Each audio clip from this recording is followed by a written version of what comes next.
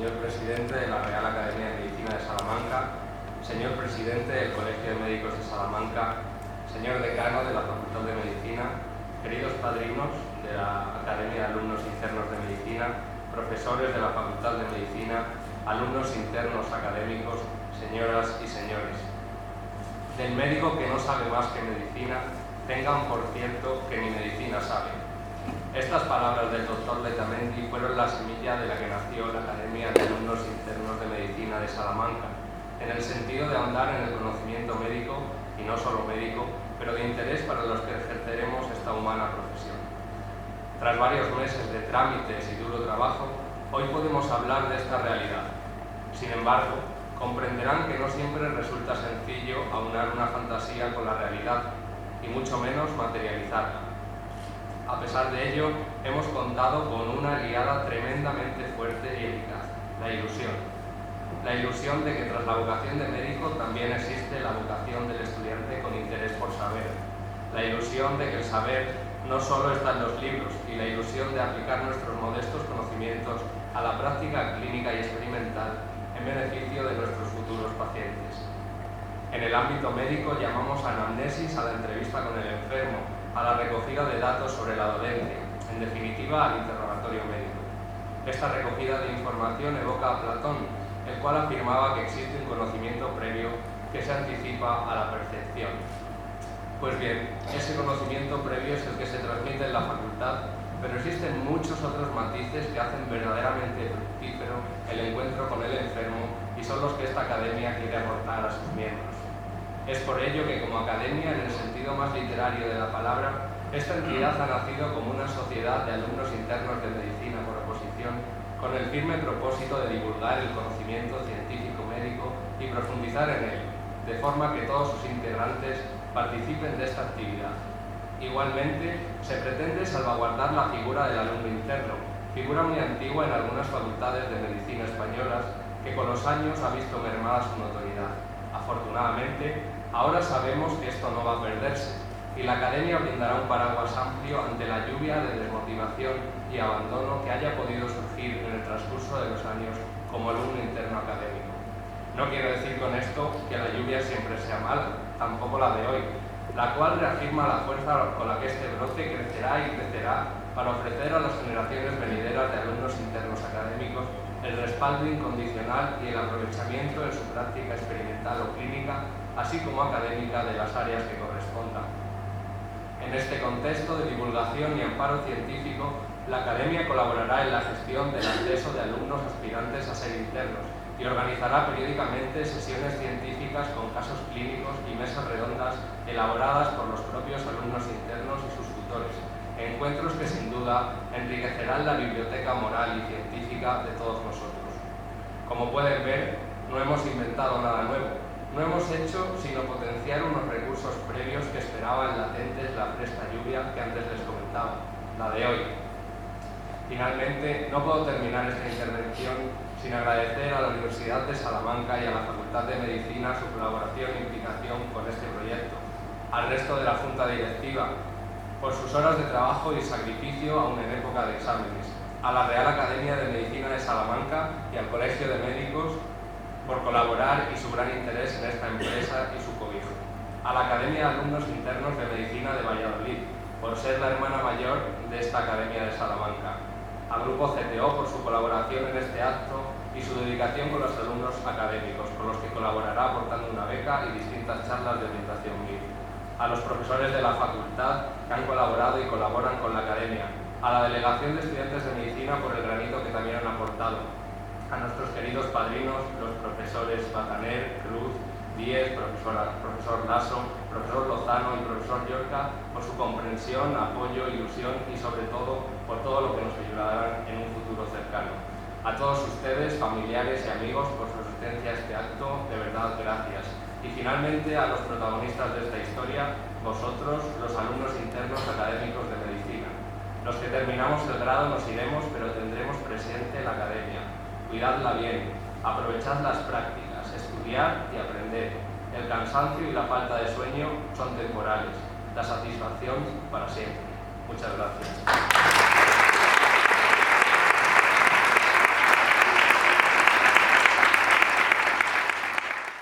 tengo dos sentimientos en este momento. Por un lado, un sentimiento de satisfacción importante y por otro, un sentimiento también, por qué no decirlo, de vergüenza. Satisfacción porque indudablemente yo creo que este es un acto del que se va a hablar y que va a reportar muchos beneficios a la facultad y en definitiva a sus alumnos. De vergüenza porque yo creo que debiéramos de haber dado la iniciativa posiblemente nosotros. Creo que nos hemos olvidado de alguna manera de la figura del alumno interno. Yo fui alumno interno de cirugía y aquí está sentado el que fue mi maestro en aquel momento, el profesor Lozano, con el que empecé a aprender todas aquellas cosas que me sirvieron no solo para la carrera, sino para mi formación como profesional.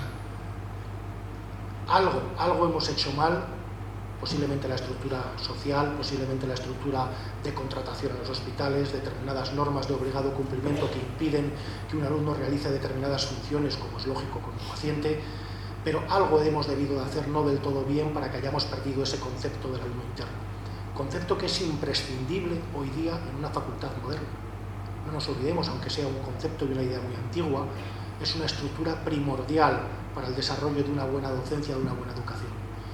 Algo más tendremos que seguir trabajando, por supuesto. Nuestro apoyo va a ser absoluto en todos los sentidos y creo que entre todos lograremos que este primer brote, como han dicho anteriormente, se convierta en algo muy importante del que todos nos sintamos orgullosos. Muchas gracias. Buenos días a todos. Quiero destacar, esta figura efectivamente ya existía, sí, en mi época también, y ya había habido un antecedente, me acabo de enterar por el Juan Jesús Cruz, de que hubo una academia aquí, que luego se diluyó, que es el problema de todas estas cosas. Por eso yo os quiero animar que la hagáis con tal seriedad, que si sois vosotros serios y estáis demostrando que lo sois, las personas que se adhieren a la academia, los que vean el fin primordial de la academia, van a ser tan serias como vosotros y vais a llevar adelante esto.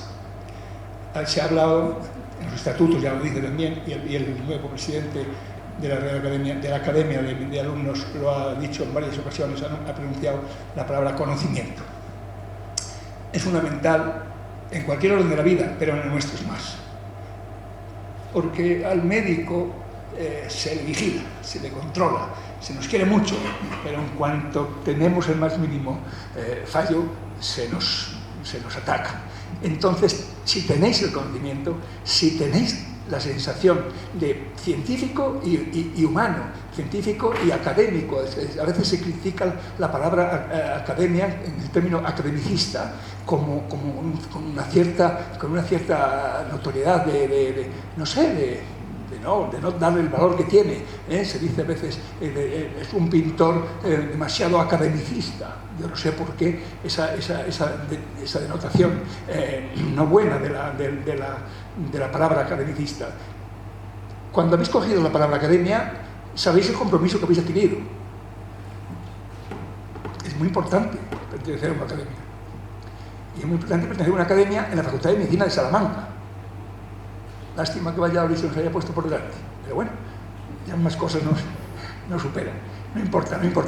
Vais a conseguir que seáis fuertes, que seáis sinceros, que seáis trabajadores, que seáis competentes en vuestro trabajo, que agrupéis a todos los alumnos internos que haya en la facultad, que esto continúe después, porque si os van sustituyendo las personas que vosotros sabéis que van a mantener este prestigio que necesita una academia, con el estilo de académicos que vais a conseguir. Hay que tener un estilo.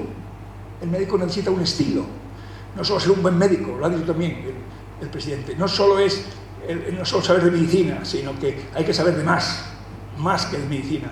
Porque el médico es una figura importante. Y vosotros lo vais a ser dentro de poco. Y si encima partís de un grupo de académicos, porque os vais a convertir en académicos, aquí está el presidente de la Real Academia de Medicina de Salamanca, y sabemos de lo que estamos hablando, y todos los académicos que os apadrinan, y muchos de los que estamos aquí también lo somos.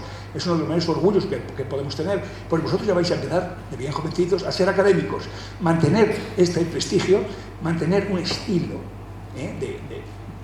un estilo que sobresalga de otras profesiones, de otros estamentos, porque para ejercer la medicina no solo hay que ser de medicina, hay que también saber entender al enfermo, saber comprender al enfermo, que el enfermo te comprenda a ti y entre los dos surja lo que tiene que surgir, ese estilo de médico, esa programación futura que tenéis que conseguir para vuestro ejercicio.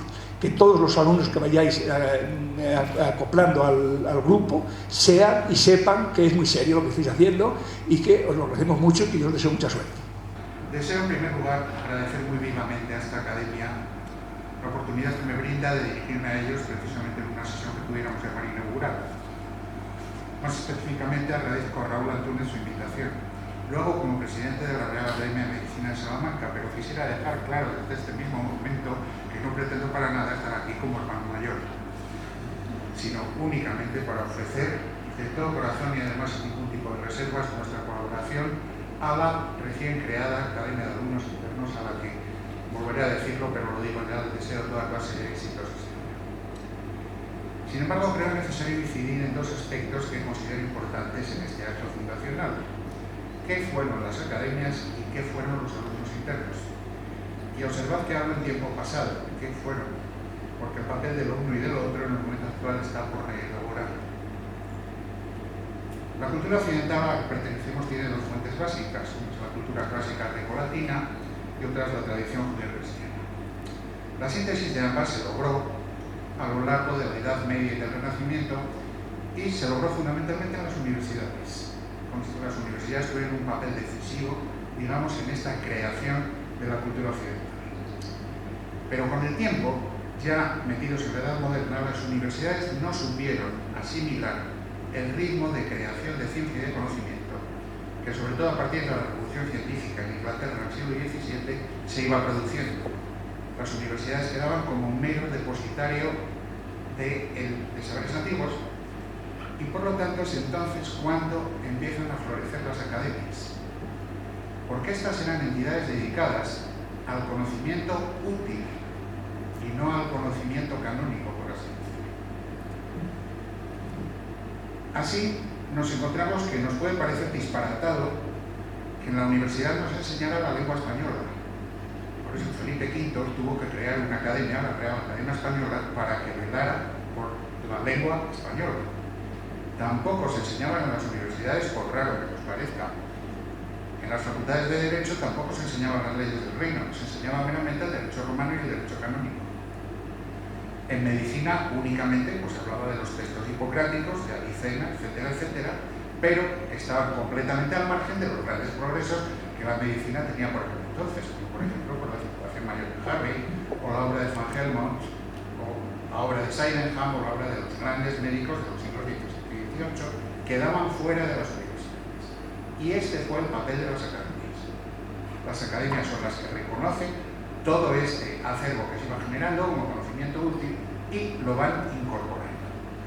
Y es el origen de las academias. Para hablar, por ejemplo, una enorme importancia en el desarrollo de la ingeniería, de la geografía y, por supuesto, también de la medicina. En lo que a las academias de medicina se refiere, muchas de ellas, muchas de las existentes ahora en España, pues por ejemplo, sin ir más lejos, la Real Academia Nacional de Medicina, la de Sevilla, la de Valladolid también, que son muy antiguas, del siglo XVIII, nacieron como tertulias de rebotica, donde se juntaban profesionales de la medicina y se comunicaban sus propios procedimientos, sus propios conocimientos, etcétera, etcétera. Y aquí tenemos que ver también algo que era revolucionario en aquel entonces. Es decir, el miembro de la academia no tiene ningún reparo en comunicar sus conocimientos y sus métodos, que ya dejan de ser secretos porque él los comunica precisamente a sus colegas. Y eso también es algo revolucionario que se desarrolla esencialmente en el ámbito de las academias. Con el tiempo, el acceso a las academias pues, no fue meramente el acudir a una tertulia, se fueron haciendo más restringido.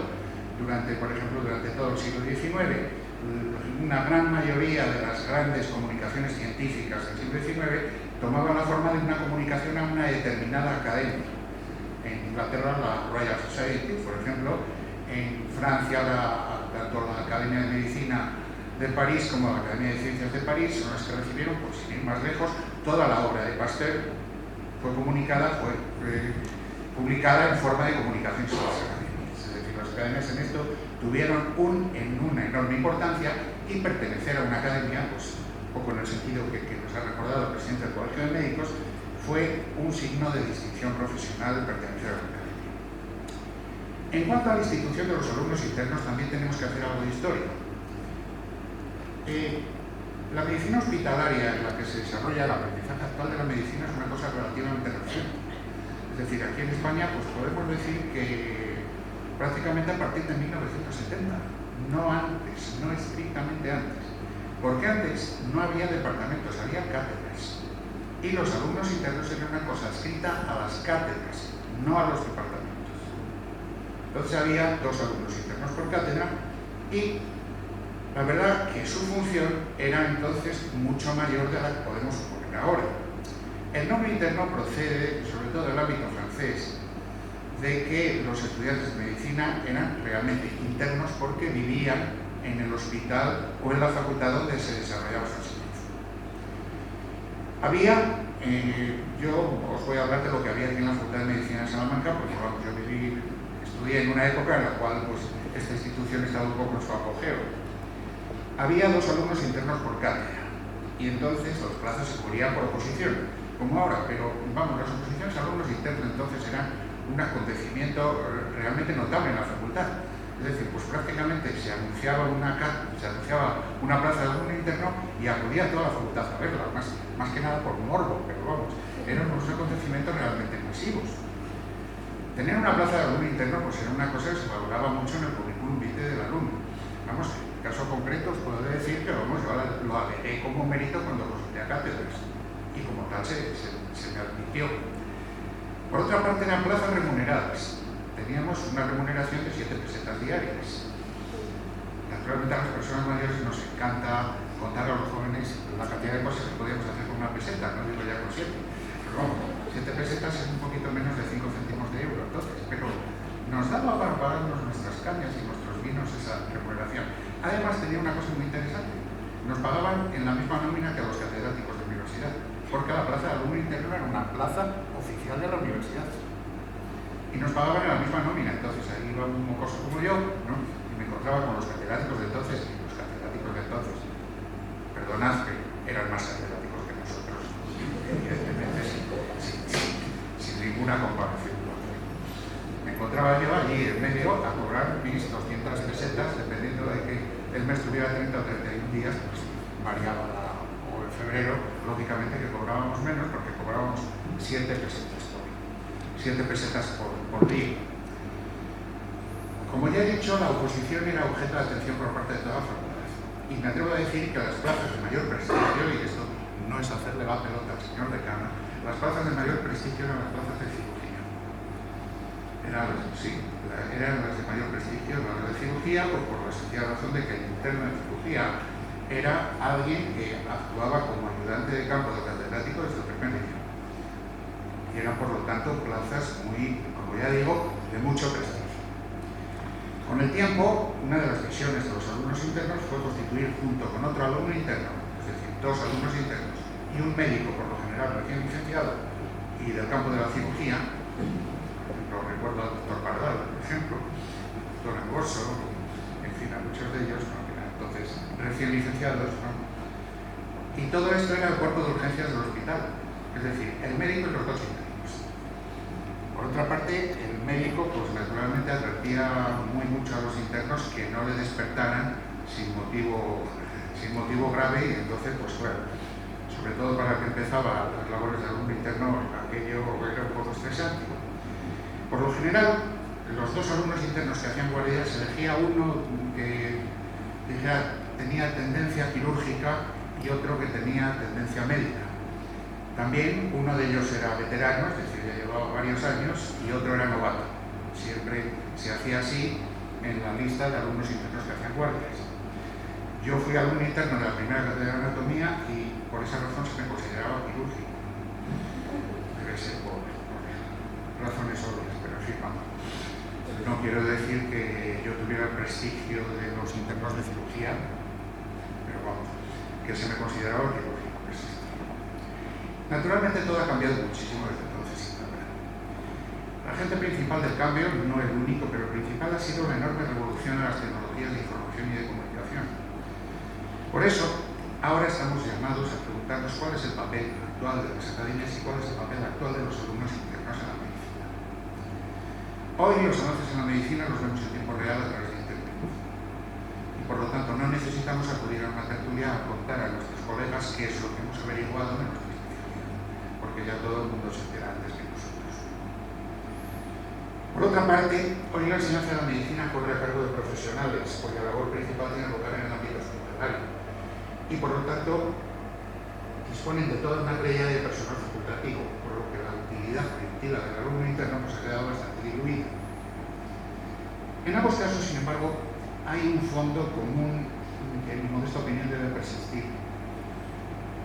De una forma u otra, ser académico y ser alumno interno es un motivo de distinción profesional. Y por lo tanto, en estos tiempos en los cuales, desgraciadamente, en mi opinión, se tiende mucho a la nivelación por lo bajo, siempre el tener incentivos a la carrera siempre es bueno.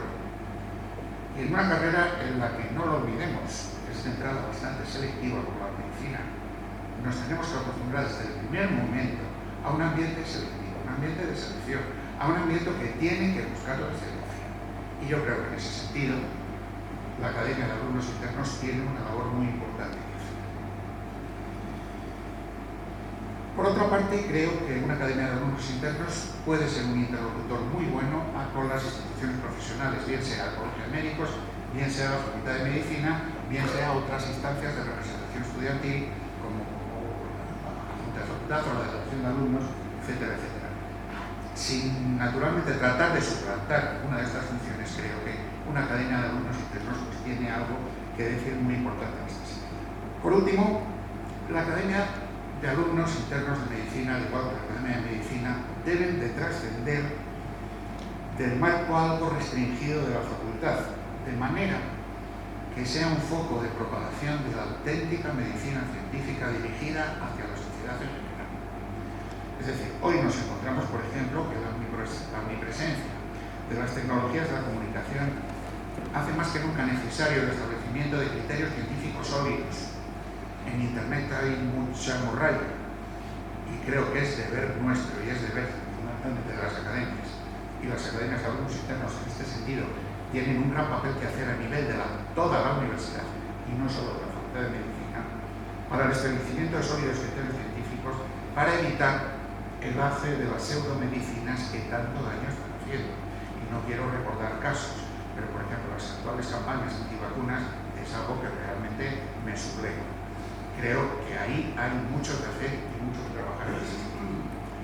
En todo ello, la Real Academia de Medicina de Salamanca, a la que en estos momentos represento, colaborará en la medida de sus posibilidades con esta academia que nació hoy. Y una vez más quedamos a disposición de la Academia de Alumnos Internos de la Universidad de Salamanca, a quien deseamos el mayor de los éxitos en su carrera.